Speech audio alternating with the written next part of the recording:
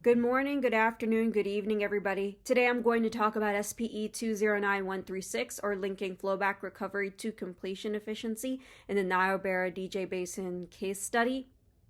This is going to cover some of the work that University of Alberta, Cordax Technologies, and Great Western Petroleum Engineering has done.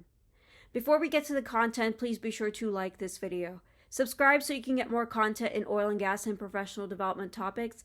And please be sure to comment on the video below on the YouTube platform so I can incorporate your feedback into future videos. Now let's get to the content.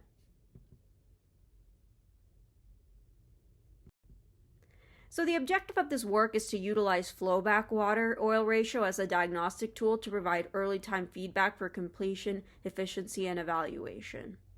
I'll give more details of the gun barrel view in this study, as well as the wells that were involved, but I'm not going to go over every well's worth of results for the sake of time. Here's the methodology of this work.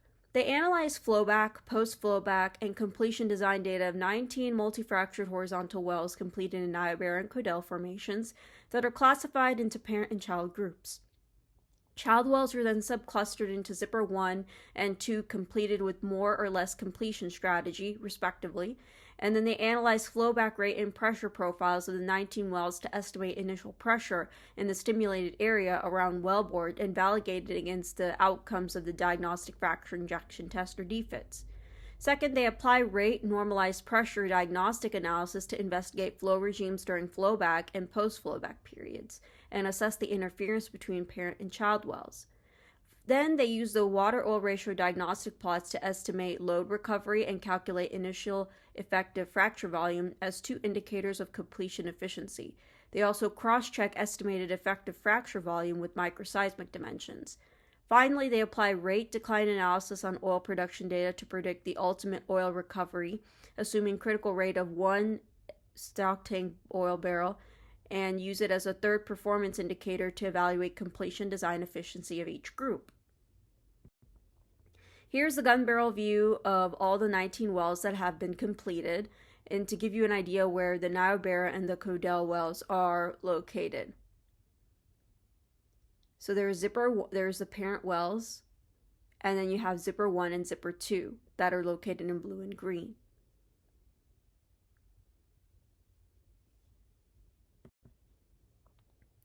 Here are the initial results from flowback, the initial reservoir pressures from flowback, and they were able to create a correlation between pore pressure gradient and ISIP gradient, in that the ISIP gradient gives an indicator of whether if the pore pressure gradient is going to be pretty high or not.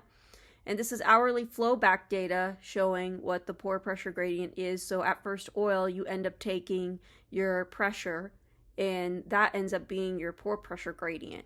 And then after calculating the ISIP gradient, then they're able to come up with this correlation, and they found that there was a correlation between the Niobrara and the Codell wells, and it's also correlated with the DFIT data.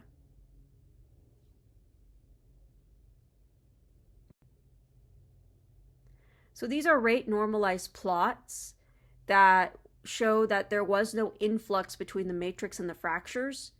They all pronounced the unit slope during flowback and post-flowback, indicating a boundary dominated or pseudo-steady state flow regime, indicated a closed tank system for water production and no flow boundary, in other words, and they indicate there was no water influx from the matrix during flowback and post-flowback. Even for the parent with more than 2 years of production, the closed tank system for water was not interrupted while completing the child wells. And on the other side, there's a half slope suggesting a transient linear behavior from the fractures that extend from reservoir boundaries.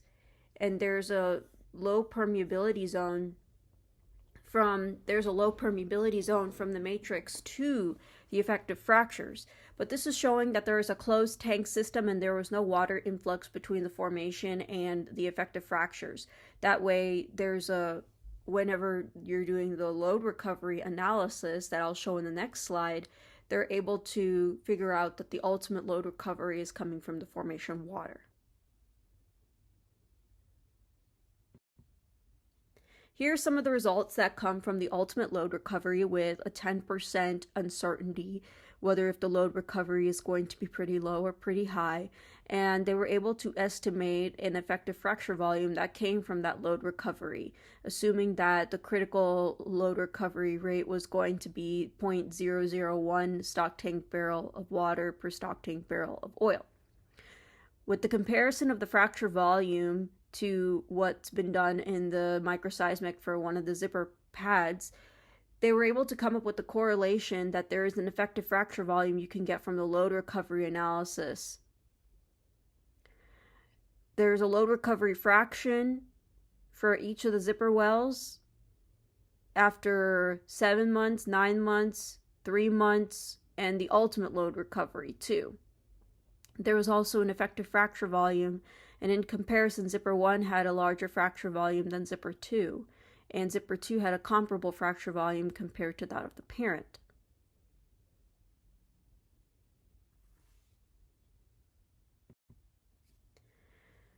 Of course, this analysis comes with oil production results, so this is showing the ultimate cumulative oil production using a hyperbolic decline model and the measure of cumulative oil production at 3, 7, and 9 months. Compared to the parent well, you have Zipper 1 and Zipper 2, or you have Zipper 1 having a larger oil recovery compared to Zipper 2. Mainly because the Zipper 2 is definitely having there are constrained wells if you remember from the gun barrel view.